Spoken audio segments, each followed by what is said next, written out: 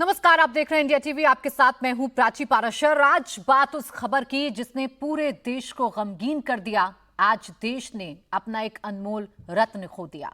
टाटा को global brand बनाने वाले रतन टाटा अब हमारे बीच नहीं रहे, लेकिन उनके योगदान को देश याद कर रहा है। रतन टाटा वो शख्स हैं जिन्होंने टाटा को घर घर पहुंचा दिया। देश का शायद ही कोई ऐसा घर होगा, ऐसा परिवार होगा जहां टाटा की पहुंच नहीं होगी। नमक से लेकर चाय तक, कार से लेकर हवाई जहाज तक, सुई से लेकर बड़े बड़े ट्रक तक, घड़ी से लेकर एसी तक, हर तरफ टाटा की मौजूदगी है। रतन टाटा ने दुनिया की बड़ी बड़ी कंपनियों का अधिग्रहण कर दुनिया में देश का झंडा बुलंद किया। एक तरफ टाटा ग्रुप को भारत का सबसे बड़ा ब्रांड बनाया, तो अपनी दानशीलता से देशवासियों का दिल जीता। भारत की सबसे बड़ी कंपनी का सर्वे सर्वा होने के बावजूद सादगी की मिसाल कायम की।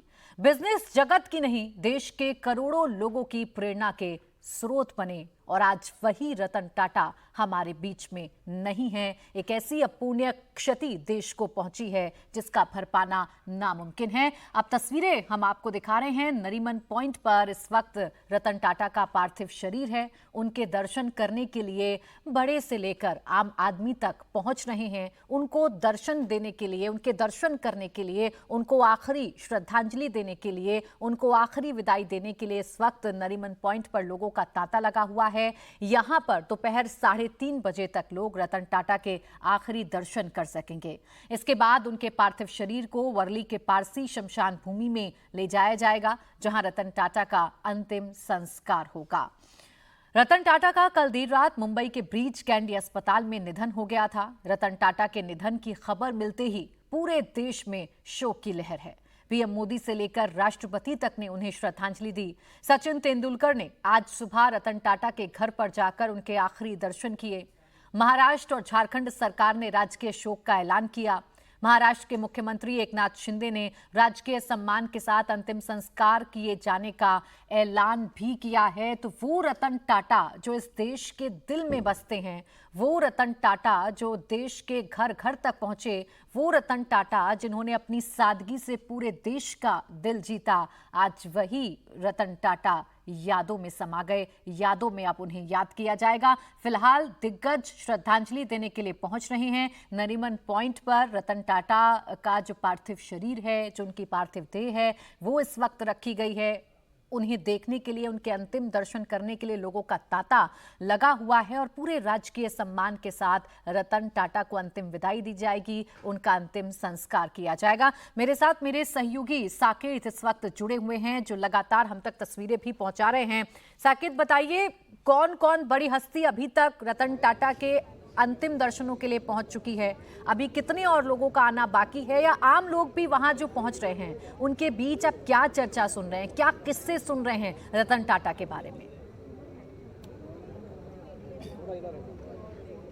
बिल्कुल प्राची, आप देखिए, सबसे पहले तो आम नागरिक यहाँ पहुँच ही रहे हैं। उसके अलावा अगर हस्तियों की बात करें तो राज ठाकरे से लेकर तमाम जो बड़ी हस्तियां हैं, खास तौर पर बिजनेस इंडस्ट्री से जुड़ी हुई, चाहे आप कुमार मंगलम बिरला की बात करिए या फिर आरबीआई गवर्नर शशिकांत दास की बात करिए, वे सभी यहाँ पहुँच चुके हैं। राजनेताओं की बात करिए तो अजीत पवार, शरद पवार से लेकर सभी नेता यहाँ पहुँच चुके हैं। तो अभी इस वक्त अभी भी फिलहाल अगर आप देखें तस्वीरों में तो अंतिम विदाई देने के लिए लोगों का जो हुजूम है वो यहाँ पर आया हुआ है। और इस वक्त जो लोग हैं वो इस वक्त जिस तरह से अंतिम विदाई देने के लिए यहाँ पर आए हैं, देखिए कबीर का एक दोहा है, बहुत सालों पहले उन्होंने कहा था कि जिस वक्त कोई व्यक्ति जब पैदा होता है तो उस वक्त दुनिया हंसती है और वो रोता है, लेकिन ऐसी करनी कर चले जग हंसे हम रोए।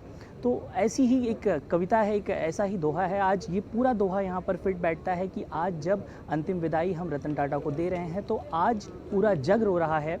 और उस वक्त की ये तस्वीरें हैं, उस वक्त की ये जो तस्वीरें हैं, ये गवाही दे रही हैं कि रतन टाटा लोगों के दिलों में बसते थे।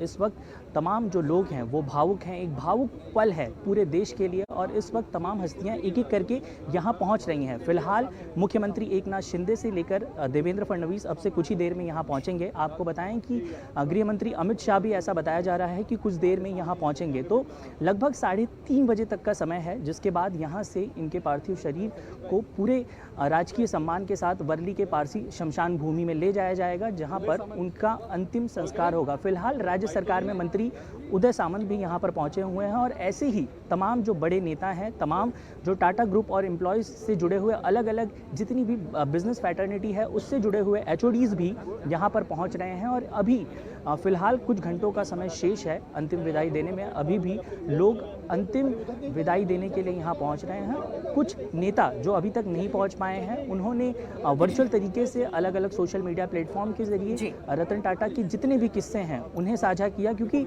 अगर आप किसी भी व्यक्ति से बात करें जो उनसे जुड़ा हुआ है तो वो कहीं ना कहीं रतन टाटा से इंस्पायर्ड था, कहीं ना कहीं उनकी जो कहानियां हैं उनसे जुड़ा हुआ था। और इस वक्त जो ये भावुक घड़ी है, बिल्कुल साकेत, मानवता की मिसाल किसे कहा जा सकता है, अगर ये समझना है तो रतन टाटा के जीवन को देखना होगा। एक सफल बिजनेसमैन कौन है, अगर ये समझना है तो रतन टाटा के जीवन को देखना होगा। एक सच्चा देशभक्त कौन है, अगर ये समझना है तो रतन टाटा के जीवन को देखना होगा, उनके विचारों को देखना होगा, उनके कहे हुए शब्दों को देखना होगा। रतन टाटा जिन्हें सादगी से भरा जीवन जीना अच्छा लगता था, करोड़ों की जायदाद, करोड़ों की संपत्ति होने के बाद, एक टॉप बिजनेसमैन होने के बावजूद भी रतन टाटा कितना सादगी भरा जीवन जिया करते थे, वो आप उनके शब्दों से समझ सकते हैं। रतन टाटा के कुछ शब्द इस वक्त मुझे याद आ रहे हैं। वो ये कहा करते थे कि हमें हाई ब्रांड्स पहनने का शौक है लेकिन आराम हमें पजामों में मिलता है। ये कहा करते थे कि हमें बड़े बड़े होटल्स में बैठकर खाना भले ही अच्छा लगता हो लेकिन सुकून हमें चाय की टपरियों पर जाकर अपने दोस्तों के साथ ठहाके लगाने में लगता है। रतन टाटा का जीवन इतना सादगी भरा था कि वो ये कहा करते थे कि हमें बड़ी बड़ी गाड़ियों में चलना बेशक अच्छा लगता है लेकिन कई बार सुकून हमें रास्ते पर पैदल चलकर ही मिलता है। रतन टाटा ये भी कहा करते थे कि बेशक हम कितने भी आधुनिक हो जाएं, हम कितने भी आईपैड्स, आईपॉड्स, बड़े बड़े मोबाइल, महंगे महंगे मोबाइल पर गाने सुन लें, लेकिन आज भी सुकून हमें रेडियो पर बजता हुआ एक गाना दे जाता है। तो कितनी सादगी भरा उनका जीवन था या कितनी सादगी भरी उनकी जिंदगी थी, इन विचारों से आप अंदाजा लगा सकते हैं। तो रतन टाटा अब भले ही हमारे बीच में नहीं है, रतन टाटा को गमगीन माहौल में नम आंखों के साथ आज पूरा देश विदा कर रहा है, लेकिन पूरा ही देश उन्हें किस्सों के लिए, उनकी मानवता के लिए, उनकी दरिया दिली के लिए, उनकी दानवीरता के लिए आज याद कर रहा है। आप समझिए, अपनी कंपनी का 60% प्रॉफिट जो दान देता हो, जो चैरिटी करता हो, वो शख्स कितना महान होगा, अंदाजा आप लगा सकते हैं। वो शख्स जिसे ना किसी पद का लालच था, ना किसी अवार्ड का लालच था, वो शख्स कितना महान रहा होगा, इसका अंदाजा आप लगा सकते हैं। आदित्य बिरला ग्रुप के चेयरमैन कुमार मंगलम बिरला भी रतन टाटा को श्रद्धांजलि देने पहुंचे। उन्होंने देश के इस अनमोल रतन को नमन किया और कहा कि उनके जीवन से हमें बहुत कुछ सीखना चाहिए।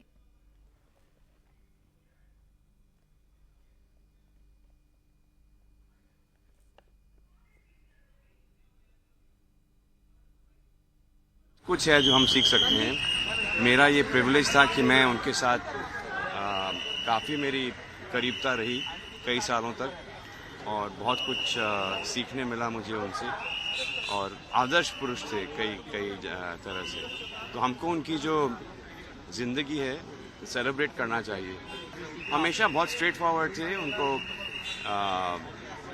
अपने कंपनीज के बारे में हमेशा सोचते थे 24/7। He's an outstanding person.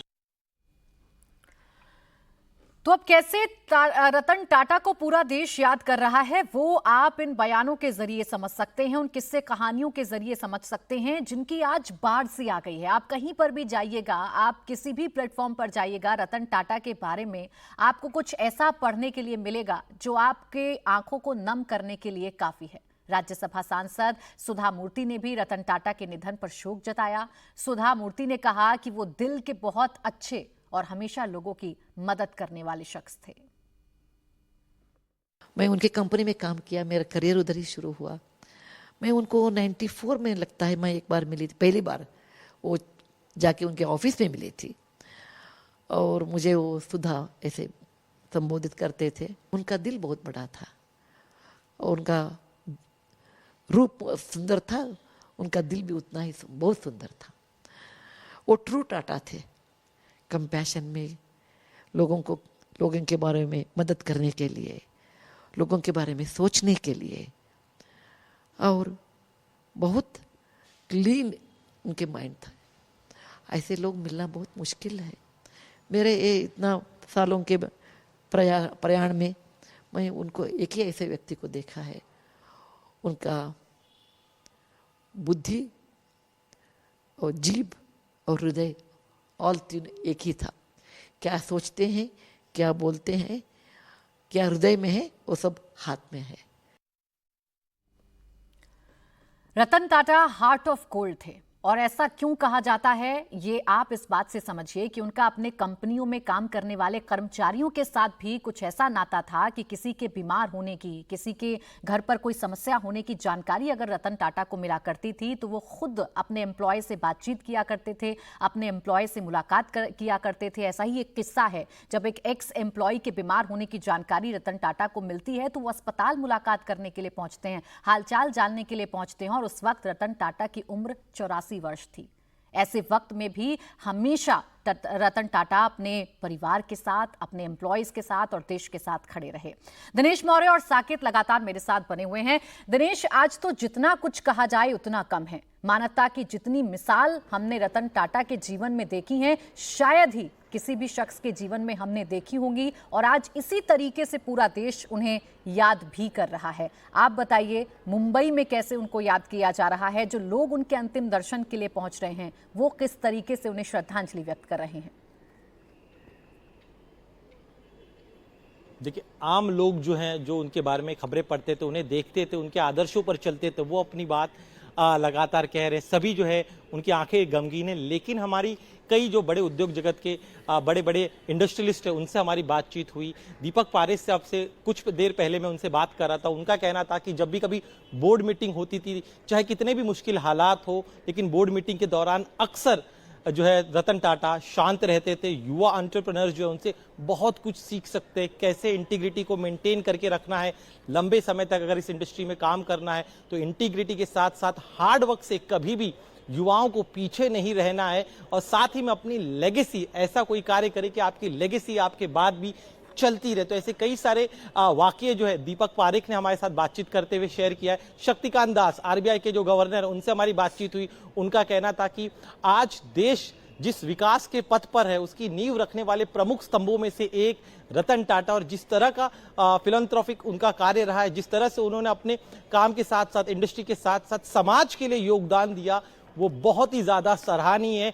हर उद्योजक को उनसे सीखना चाहिए। इसके अलावा कई अन्य, कुमार मंगलम बिरला का भी हम बात करें तो उनका भी कहना था, उनकी बेटी जो है खास तौर पे अनन्या, उनका कहना था कि हम जैसे युवा उद्योजक जो आगे चल उद्योग में बड़ा करना चाहते हैं, देश को आगे लेके जाना चाहते हैं, उन सभी के लिए रतन टाटा एक उस ध्रुव तारे की तरह है जिसे देखकर आने वाली कई पीढ़ियां जो है वो उत्साहित होती रहेंगी, प्रेरणा लेती रहेंगी। क्योंकि 60 वर्ष तक का उनका जो उद्योग का जो कार्यकाल अगर हम देखें, जिस तरह से उन्होंने शुरुआत की थी और कामयाबी हासिल करने के बाद उनके पूरे जीवन में कई बार ऐसे पड़ाव आए जब मुश्किल समय से उन्हें गुजरना पड़ा। उनका जो टाटा समूह था वो मुश्किल समय में था, लेकिन कभी भी उन्होंने हिम्मत नहीं हारी और अपने हौसले को बरकरार रखते हुए अलग अलग स्ट्रैटेजीज बनाते रहे, लड़ते रहे और हालात को बदला। उन्होंने उस ऊंचाई पर टाटा समूह को लेकर गए जिसकी कोई कल्पना भी नहीं कर सकता। और आज उनकी कही हुई एक और बात याद आती है कि अगर आपको तेज चलना है तो आपको अकेले चलना होगा, लेकिन अगर आपको दूर तक जाना है तो आपको साथ मिलकर चलना होगा। और ऐसे ही सबको साथ लेकर चलने वाले रतन टाटा अब हमारे बीच में नहीं है।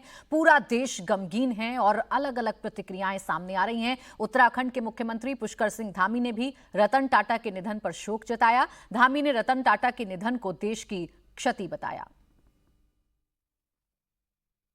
उत्तराखंड में भी टाटा के अनेक प्रोजेक्ट यहाँ पर शुरू किए थे, अनेक संस्थान खोले थे। टाटा का जो उनका संस्थान है वो सेवा के क्षेत्र में भी यहाँ पर लगातार काम कर रहा है। नैनो की स्थापना भी उन्हीं के समय में हुई थी। वो एक असाधारण व्यक्तित्व थे और उनके लिए संस्थान में या देश में काम करने वाले लोगों में जितना एक बहुत बड़े जगह पर रहने वाले के लिए जो उनका महत्व था, उतना ही महत्व वो एक छोटे से छोटे काम करने वालों के लिए भी जो है बराबर का महत्व रखते थे।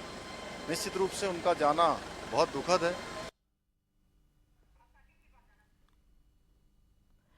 तो चाहे पुष्कर सिंह धामी हो, चाहे देश के प्रधानमंत्री नरेंद्र मोदी हो, चाहे गृह मंत्री हो, हर कोई आज अपने अपने तरीके से रतन टाटा को याद कर रहा है।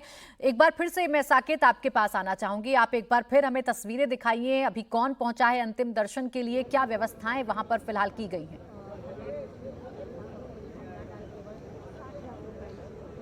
यकीनन प्राची, देखिए इस वक्त पारसी समुदाय से जुड़े हुए लोग, जो उनके करीबी थे, जो उनके लोग थे, खासतौर पर टाटा समूह में जो लोग काम करते थे, वो लोग इस वक्त यहाँ पर आए हुए हैं। जिस तरह से हम लगातार रतन टाटा की बात कर रहे हैं, तो चाहे वो बिजनेस स्ट्रैटेजीज़ हों या फिर युवाओं के लिए जिस तरह से काम किया जाना हो, 86 साल की उम्र में भी जिस तरह से उनकी सोच थी, जिस तरह से उनके विचार थे, उनसे इंस्पिरेशन लेने की अगर बात करें तो बड़े बड़े बिजनेसमैन और बच्चे सभी उनसे प्रभावित थे। और यही उन्हें खास बनाती है, क्योंकि जिस तरह से उन्होंने बिजनेस स्ट्रैटेजीज़ और बिजनेस मैनेजमेंट में एक प्रभावशाली नेतृत्व दिखाया है। और ख़ास तौर पर आप टाटा के कितने भी प्लांट्स देखिए, किसी भी जगह पे उनके कंस्ट्रक्शन साइट्स को देखिए, तो कभी भी वो प्राकृतिक जो नेचर से मिलने वाली चीज़ें हैं उन्हें कभी भी नुकसान नहीं पहुंचाते थे। और यही इनकी प्रभावशाली कीर्ति भी थी कि चाहे उनका जानवरों के प्रति प्रेम हो या फिर दूसरी चीज़ें हों, उसको लेकर टाटा समूह हमेशा से इस बात का ध्यान रखता था कि किसी भी प्रकार से अगर किसी भी तरह का डेवलपमेंट हो रहा है तो डेवलपमेंट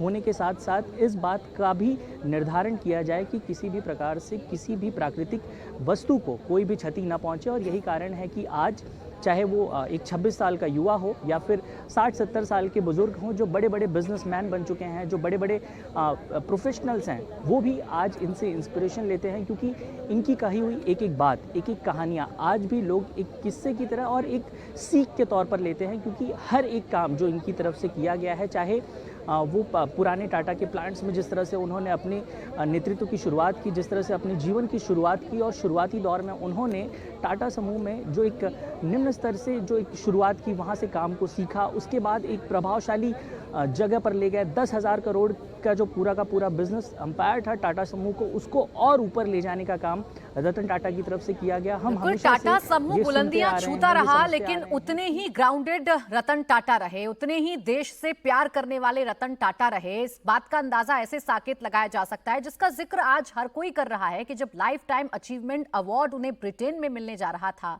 वो सिर्फ इस वजह से इस अवार्ड को रिसीव करने के लिए नहीं गए, या उन्होंने इस वजह से मना किया क्योंकि उनका एक डॉग बीमार था और वो उसकी टेक केयर करना चाहते थे, वो उसके साथ रहना चाहते थे, उसकी देखभाल करना चाहते थे, इसीलिए इतने बड़े अवार्ड को उन्होंने मना कर दिया। समाजवादी पार्टी के प्रमुख अखिलेश यादव ने भी रतन टाटा के निधन पर शोक जताया है। अखिलेश यादव ने कहा कि रतन टाटा देश में लोक कल्याण के लिए कार्य करके गए। देश के बड़े कारोबारी उद्योगपति रतन टाटा जी भी हमारे बीच नहीं रहे हैं। एक ऐसे उद्योगपति जिन्होंने अपना और उस समूह ने देश की अर्थव्यवस्था में बहुत बड़ा योगदान दिया है। आजादी से पहले और आजादी के बाद से टाटा समूह ने बहुत बड़ा देश की आर्थिक स्थिति को सुधारने में और आर्थिक तरक्की के लिए बड़ा योगदान किया है। वहीं रतन टाटा जी से व्यक्तिगत रूप से भी हमारे कई बार मुलाकात हुई है। उनकी सोच और उनका विजन यही रहा है कि कारोबार करते समय असूलों के साथ कोई समझौता नहीं। उसूलों से कारोबार करने के लिए और अपने लाभ का समाज के कल्याण के लिए जिस तरीके से उन्होंने लाभ का पैसा लगाया है और लोगों का, आम लोगों का कल्याण कैसे हो, उस दिशा में एक उदाहरण पेश किया।